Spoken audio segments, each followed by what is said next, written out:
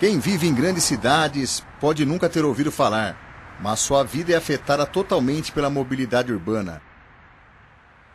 Mas o que é isso? Mobilidade urbana é o resultado da interação entre os deslocamentos de pessoas e bens com a cidade.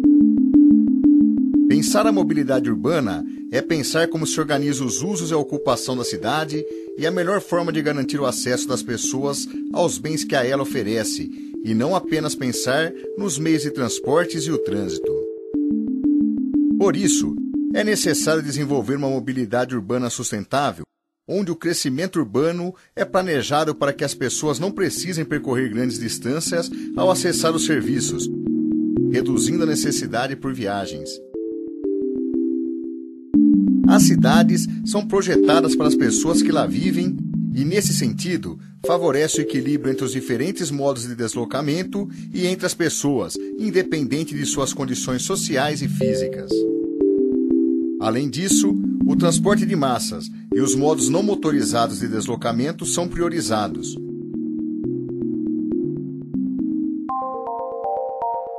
Por último, em uma cidade com mobilidade urbana sustentável, o emprego de novas tecnologias e o consumo energético eficiente norteiam a pesquisa e os investimentos públicos.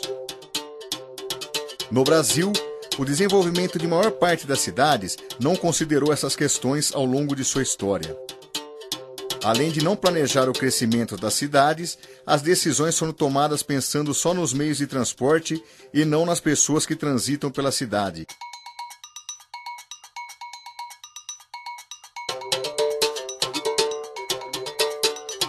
Isso gerou a transformação dos espaços.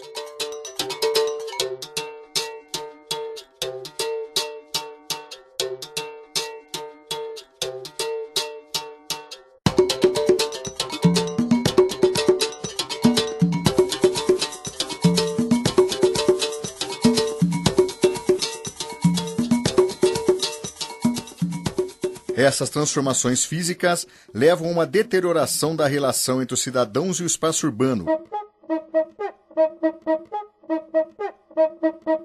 que vê o espaço público apenas como um meio para atendimento de necessidades e interesses e não como espaço de convivência. Como isso aconteceu na cidade de Campinas?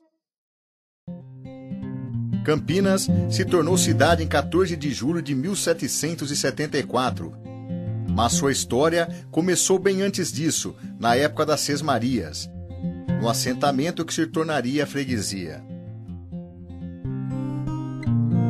Um século depois, esse assentamento, conhecido como Pouso das Campinas Velhas então, era registrado como logradouro público por memorial descritivo de um antigo engenho de açúcar. Os circuitos históricos, desde a localização do antigo pouso no marco inaugural das Campinas Velhas, fazem com que o desenho da cidade mostre sua origem no século XVIII. No lugar das Campinas Velhas se constituiu a Chácara do Paraíso. Campinas liderou, desde então, a produção canavieira do estado de São Paulo até 1851, quando o café superou o papel do açúcar nas balanças comerciais. Em 1867, a esposa de Antônio Manuel Proença herdou da mãe a Chácara do Paraíso. Ela veio a falecer cerca de 20 anos depois, deixando metade para o marido e outra metade dividida igualmente entre filhos e Banco do Brasil. Arlindo Joaquim de Lemos tornou-se o maior herdeiro proprietário e registrou sua parte como Chácara do Proença. Alguns anos depois, foi criada a Rua do Proença, a pedido de Antônio Manuel Proença, que depois solicitou ampliar longas ruas da cidade até a Rua por ele aberta. Essa negociação se deu por doação de parte da terra para a municipalidade.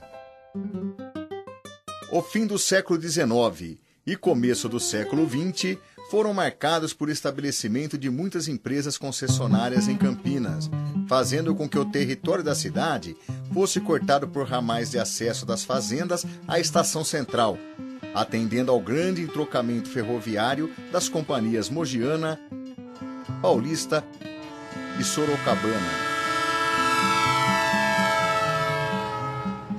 Nessa mesma época, a história de urbanização da cidade foi marcada pela economia agroexportadora do café, que acumulou capital e redesenhou o corpo de Campinas através de reformas de infraestrutura e no serviço público. A década de 30 assistiu um crescimento na industrialização e consequente urbanização, o que passou por parcelar as antigas fazendas, como a Chácara Proença, e produzir espaços para as vilas operárias e bairros operários. O Plano de Melhoramentos Urbanos de Campinas previa que a chácara seria uma apropriação de um bairro da cidade. Então, a Chácara Proença foi loteada. Mas, nos relatórios de atividades anuais da Prefeitura dos anos seguintes ao plano, constava um cronograma de desapropriações para que naquele local fosse construído o Palácio da Justiça, além do projeto de alargamento da Rua Proença. O loteamento, como empreendimento, foi divulgado em 1944. A partir de 1951, o plano foi revisto e uma década de desapropriações e obras inaugurais iniciou-se em uma etapa de urbanização acelerada. 20 anos depois, em meio à ditadura militar no Brasil, passou a vigorar o Plano Preliminar de Desenvolvimento Integrado. Esse plano ampliava o que já era previsto pelo Plano de Melhoramentos Urbanos, como ocupação de largas áreas ociosas na Anhanguera. Com a diferença que, para sua aplicação, o Escritório Municipal de Planejamento, criado anteriormente e que ainda vigorava, fora desativado e trocado por uma empresa de economia mista, a INDEC. Todas as obras de saneamento, drenagem e articulação viária, previstas desde 1938, com o Plano de Melhoramentos Urbanos, só no fim da década de 80 e começo da década de 90 é que foram ser contratadas.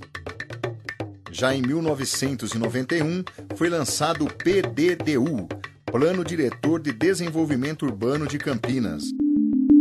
O crescimento desigual se acentua a cada ano em Campinas. O centro da cidade, com toda a sua infraestrutura instalada, não suporta.